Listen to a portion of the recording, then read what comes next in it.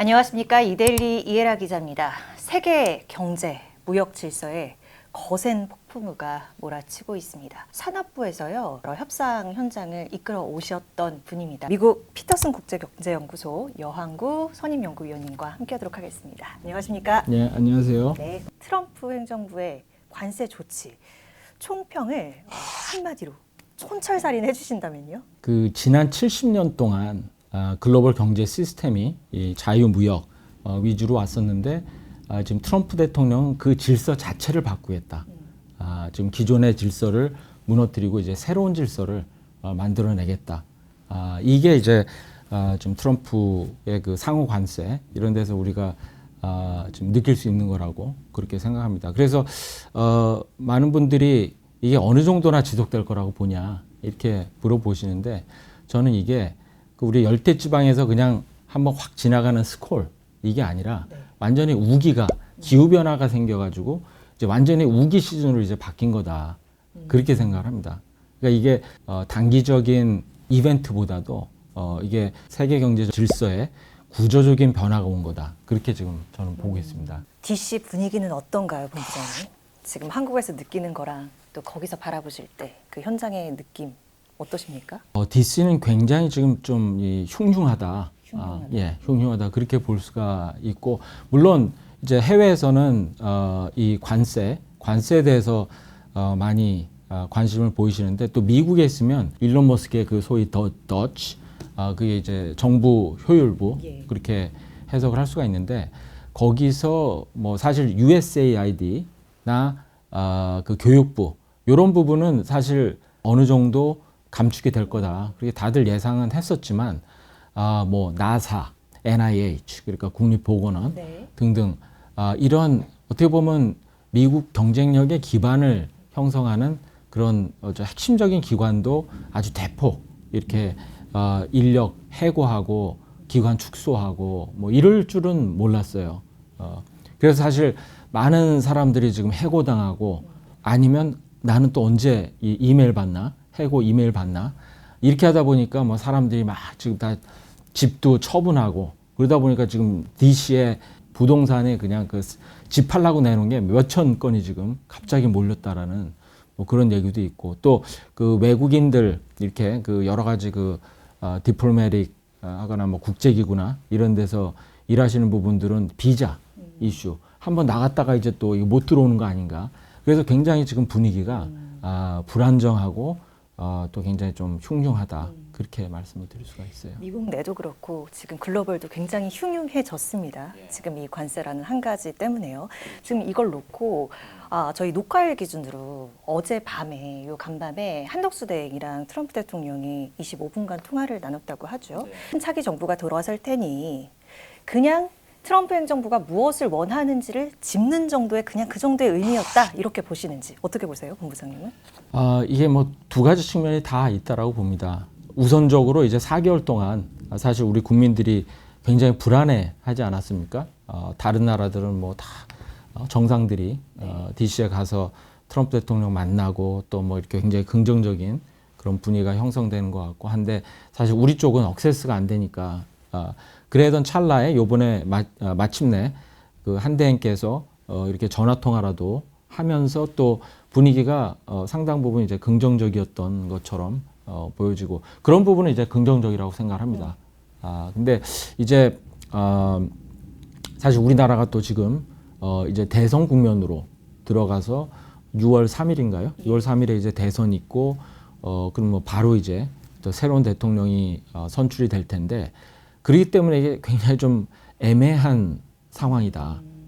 사실 미국 정부 입장에서도 볼 때 한국의 새 정부가 이제 곧 들어올 것으로 이제 좀 보여지는 상황에서 한미 간에 다루지 않으면 안 되는 이슈는 뭐 방위비라든가 그리고 또 뭐 알래스카 프로젝트라든가 또 여러 가지 그 비관세 장벽 관련된 이슈라든가 이런 것들이 하나하나가 굉장히 또 복잡하고 이해관계 조정이 필요하고 또 정치적인 어떤 리더십이 필요한 그런 이슈들이거든요. 그래서 이런 부분들을 어떻게 우리가 지금 2개월 동안 어느 정도로 하면서 이제 미국과 계속 이런 대화를 진행을 해갈 것인지 그런 부분들이 사실 아직 그 좀 명확하지 않은 부분이 있습니다. 그러니까 완성은 못하겠지만 단계를 잘 밟아놓고 어느 정도 할 수 있는 선까지는 챙겨야 될 것 같은데 그 2개월이란 시간이 제가 통상의 시계에서 얼마나 긴 건지는 잘 모르겠어요. 2개월이라는 것은 사실 뭐 길면 길고 네. 짧으면 짧은 그건데 제가 지금 보는 상황은 이 지금 트럼프 일기다라고 한다면 2개월은 굉장히 긴 시간입니다. 그런데 지금 트럼프 2기에서는 지금 거의 뭐 60개 국가를 상대로 지금 미국이 계속 뭐 이런 상호관세하고 뭐 사람들 만나고 그러지 않습니까? 그래서 이게 전체적인 매크로한 구조가 이런 협상이 이렇게 빨리 진행될 수 있는 구조가 아닙니다, 지금은. 예. 그래서 뭐 개별 국가별로 이 협상이 얼마나 시간이 걸릴지는 모르겠지만 제가 볼 때는 일기보다 협상이 좀 더 어렵고 또 좀 더 오래 걸리지 않을까 그런 생각이 듭니다.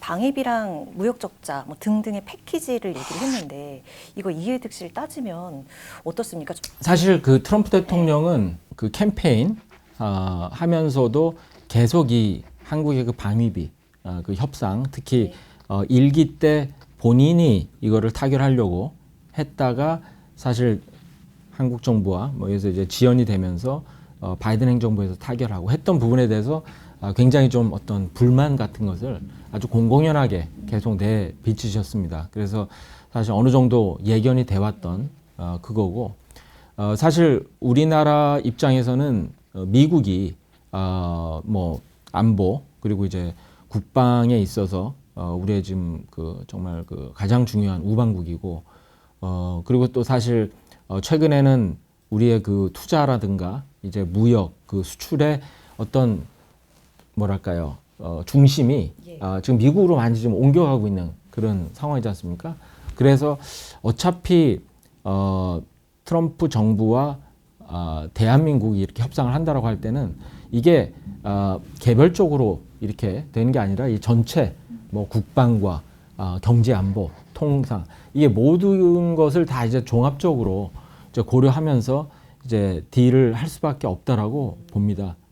그래서 지금 어제 그 통화에서 논의됐다라고 그 나온 그런 뭐 저 방위비 그리고 알래스카 프로젝트 그리고 뭐 여러 가지 그 무역 적자 문제 뭐 등등등 이러한 것들이 전체적으로 다 봐서 전체적으로 봐서 이제 어떤 균형을 맞추는 그런 식의 협상을 해야 되겠죠. 몇 주 만에 그냥 딱 그 속전속결로 해서 협상을 타결한다기보다도 왜냐하면은 이 협상안 내지는 이제 패키지 안을 만드는 데 있어서 우리의 그 어떤 구조적인 변화가 필요한 부분들이 지금 꽤 보이거든요. 그러니까 그런 부분들이 국내에서 조정하는 데도 좀 시간이 걸릴 거다 그렇게 봅니다. 사실 이번 관세는 거의 보편적으로 전 국가에 때려지는 거니까. 근데 또 우리는 이제 수출 중심의 국가이니 이게 얼마나 정말 큰 타격이 되지 않을까. 왜냐하면 우리 본부장님께서 이것은 이제 기본 전제로 유노멀이다라고 말씀하셨기 때문에 그게 좀 우려되던데요. 지금 말씀하신 것처럼 이제는 우리가 이게 구조가 이제 바뀌는 거다. 구조가 바뀌는 거다. 즉 이러한 그 새로운 국제 통상 환경이 어느 정도 우리가 그 뉴 노멀로 받아들이면서 정부는 정부대로 또 기업은 기업대로 그렇게 대응을 해야 된다라고 봅니다. 사실 우리는 지난 70여 년 동안 이런 자유무역과 다자체제 그리고 그거에 근거해서 수출을 하면서 사실 우리 경제가 많이 성장을 해왔죠. 하지만 지금은 특히 이제 미국 시장을 시작으로 해서 많은 국가에서 점점 더 이제 어떤 보호무역주의 그리고 이제 정부가 뭐 여러 가지 산업 정책의 수단을 써서 국내의 그런 산업을 일으키려고 하는 뭐 이런 것들이 이제 그리고 또 하나는 이제 그 지정학적인 패권 경쟁. 그래서 미중 간의 이런 패권 경쟁으로 인해서 소위 말하는 이제 경제 안보 이슈가 이제 경제와 이렇게 밀접하게 이게 영어로도 말하면 이제 인터트와인 이게 밀접하게 이제 얽히고 설킴에 따라서 아주 점점 더 이제 복잡해진 그런 상황이 된 거죠. 예. 그래서 앞으로는 우리 기업들도 뭐 수출도 당연히 해야 되겠지만 과거처럼 정말 한국에서 수출하는 거를 전적으로 의존해서 성장하던 시대는 이제 지났다. 그래서 이제 특히 미국 시장의 경우에는 우리 기업들이 투자를 통해서 그 무역 그러니까 그 관세 비관세 장벽을 훌쩍 뛰어넘어서 그 안으로 들어가면 그 안에는 이제 또 중국 기업들이 없거든요. 그러다 보니까 사실 뭐 이러한 위기 상황이긴 하지만 그게 어떤 그 기회로 작용할 수 있다. 그래서 기업들 차원에서도 이 어떤 공급망의 다변화라든가 그리고 특히 이제 그 수출과 이 투자를 어떻게 병행하면서 시장들을 계속 개척해 나갈 것인가 이런 부분들에 대해서 이제 좀 비즈니스 모델 차원에서 좀 다시 생각을 해야 될 부분들이 많다고 생각합니다. 네. 정의선 회장이 앞서 미국을 찾았잖아요. 그 앞서 기업들의 대응이라고 말씀을 하셔서 이런 민간 차원에서의 대응은 어떻게 보고 계세요? 현재까지 시점으로. 예, 지금 사실 제가 말씀드린 그런 구조적인 변화의 어떤 또 하나의 특징 중에 하나가 이제는 이제 관리 경제로 들어간다. 과거에는 사실 자유방임 경제였죠. 이제 다 민간에 맡기고 시장과 가격에 따라서 이게 되는 그런 식이었는데 지금은 이제 정부가 개입이 되지 않을 수 없고 그리고 또 이 정부와 기업이 협력을 해가지고 계속 또 이제 경쟁력을 이제 높인다라든가 이런 식으로 이제 경제의 또 어떤 패러다임이 좀 바뀌고 있다. 그렇게 봐야 될 것 같습니다. 그래서 사실 현대 입장에서는 이 자동차 분야는 굉장히 예견이 됐던 겁니다. 저도 뭐 작년부터 계속 얘기를 했었지만 네. 미국의 현재 2.5% 관세가 굉장히 낮다라는 게 민주당, 공화당 막론하고 다 그런 공감대가 있기 때문에 25%로 인상되는 거는 어느 정도 좀 예상을 했었던 그런 상황인 것입니다. 근데 이제 우리나라 입장에서는 이 민관 협력이 굉장히 중요할 것 같습니다. 우리나라 기업들이 바이든 행정부 동안 이런 소위 말하는 그린 투자, 에너지 전환, 이런 EV, 배터리, 솔라 패널 이런 데 미국에 굉장히 많은 투자를 했었거든요. 그래서 사실 그렇게 추가 투자를 할 수 있는 여력들이 지금 뭐 예를 들어서 대만이라든가 일본에 비해서는 많지는 않다라고 저는 보여집니다.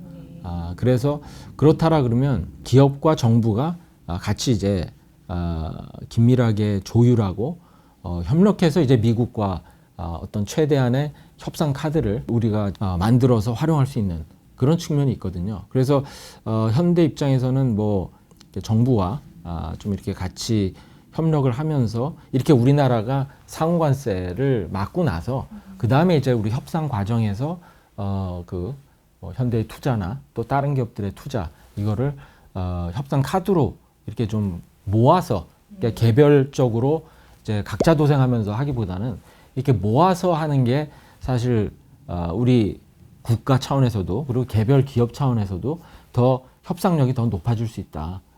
그런 부분은 우리가 앞으로 좀 명심을 해야 되지 않을까 생각합니다. 현대차가 선제적 대응이라고 한 것이 너무 우리의 카드를 좀 빨리 보여주지 않았나라는 생각도 들기도 하고. 네. 그렇습니다. 글로벌 그 패권 경쟁이라는 표현을 하셔서 이 어려운 걸 트럼프가 해내는 게 5년 만에 그 장관들 경제통상회의 한중일 이렇게 손 맞잡은 사진 뜨고 그래서 저도 그걸 되게 주의 깊게 봤거든요. 요 한미일 삼각을 중국 쪽에서 뭔가 이렇게 태클을 걸거나 깨려고 하거나 조금 약화하려고 하거나 그런 움직임이 있지는 않을까 왠지 그런 사진을 보면서 그런 생각도 들기는 했었는데. 사실 한중일 통상장관 회담이 있고 나서 제가 그 당시에 이제 서울에 있었는데 네. 새벽에 그 미국 언론에서 제가 전화를 받았어요. 예. 그러면서 지금 한중일이 지금 그럼 미국에 대적해서 대적하려고 지금 이렇게 시작이 되는 거냐, 반격이 시작이 되는 거냐, 이렇게 질문을 하더라고요. 그래서 저는 사실 뭐 제가 그 한중일 그 FTA 수석 대표도 해봤고, 그래서 제가 대답을 했던 것은 나는 그렇게 보지는 않는다. 그 사실 한중일 이런 저 통상장관 회담은 작년에도 있었던 그런 어떤 연례 행사 같은 그런 거고, 또 이제 한국과 일본 입장에서는 이제 미국의 그 동맹국으로서 또 이제 미국과의 경제적 협력 관계가 사실 가장 중요하긴 하지만, 또 공급망이나 여러 가지 제조업 등에 있어서 이 한중일 삼국은 굉장히 얽혀 있거든요. 그래서 우리로서는 또 중국도 관리를 잘 해야 됩니다. 그래서 그런 차원에서 이제 어떻게 보면 비즈니스 as usual 그런 차원에서의 미팅이지, 이게 뭐 어떤 반격을 위한 혹은 뭐 보복을 위한 한중일 삼국 간의 어떤 연합이다, 그렇게 보기는 어렵다라고 저는 그 얘기를 했었습니다. 네. 한국의 차기 정부와 기업들, 앞서 이제 민간 협력 말씀을 해주시기도 했지만, 이렇게 격변하는 국제 질서, 경제 질서 속에 이것을 꼭 유념하고 잘 대처를 했으면 좋겠다, 이 말씀 나눠주시겠어요? 구조가 바뀌는 세상에서는 우리도 구조를 바꿔야 됩니다. 그래서 저는 사실 우리의 모든 관심이 지금 상호 관세에 어떻게 우리가 조금 예외를 다 얻는다든가, 뭐 관세를 좀 낮춘다라든가 여기에 몰려 있긴 하지만, 사실 저는 그거는 단기적인 어떤 대책일 뿐이라고 생각을 하고, 이렇게 트럼프가 전 세계를 상대로 이 관세를 매기는 것은 이 무역 적자를 줄이고, 또 그 미국 내의 그 제조업을 재건하고, 그리고 또 미중 패권에 있어서 뭐 기술이나 여러 가지 그 산업 측면에서 중국을 견제하려는 이런 그 뚜렷한 목표가 지금 있는 상태거든요. 그래서 사실 저는 이게 이러한 추세가 물론 뭐 강약의 조정은 있겠지만, 트럼프 4년 그리고 트럼프 4년이 지나도 저는 이러한 추세가 이제는 계속이 될 거다. 다시 말하면 우리가 지금, 저도 뭐 이 애덜트 라이프의 뭐 대부분을 자유무역하고 FTA 협상하고 이러면서 이제 보냈었지만, 미국이 주도하는 그런 그 자유무역 다자체제로 우리가 돌아가기는 이제는 어렵다. 당분간은 미국 내에서 또 어떤 커다란 어떤 정치적인 변화가 일어나서 그 정치적인 다이내믹이 바뀌지 않는 한 우리가 이제 돌아가기는 어렵다. 그렇다라 그러면 우리는 이렇게 좀 이제 패러다임이 바뀐 상황 하에서 어떻게 우리의 이제 경쟁력을 근본적으로 높일 것이냐. 그리고 또 앞으로 한 4, 5년 동안은 이 AI가 정말 혁명이 일어나서 우리의 일상생활, 비즈니스 모델, 뭐 이런 측면에서 지금도 상상하지 못하는 그런 변화들이 많이 올 수도 있거든요. 하지만 제가 해외에서 볼 때 한국은 많이 뒤떨어져 있습니다, 지금. 존재감이 사실 없어요. 안타까운 현실이지만. 그렇기 때문에 우리가 이러한 그 새로운 파라다임에 비춰서 이런 우리의 경쟁력의 근본적인 강화, 그리고 사실 우리 주력 업종들이 지금 많이 경쟁력이 어려움을 겪고 있거든요. 근데 사실 이 새로운 성장 동력이 지금 잘 안 나타나고 있습니다. 근데 이러한 어떤 창조적인 파괴를 통해서 이 새로운 어떤 뭐 스타트업, 이런 혁신적인 기업, 기술, 이런 것들이 나올 수 있도록 규제 완화하고, 그리고 또 우리 내부에서 구조 조정할 부분을 하고, 이게 저는 더 중요하다고 생각합니다. 이래야 이제 근본적으로 경쟁력이 강화되면서 앞으로 5년, 10년에도 우리가 정말 이렇게 해외 나가면, 대한민국 하면 정말 이게 대단한 나라에서 왔다, 이런 반응을 볼 수 있지. 그렇지 않으면 점점 더 이게 어려워질 거라고 저는 생각합니다. 오늘 여한구 선임연구위원님과 함께했습니다. 고맙습니다. 네, 감사합니다.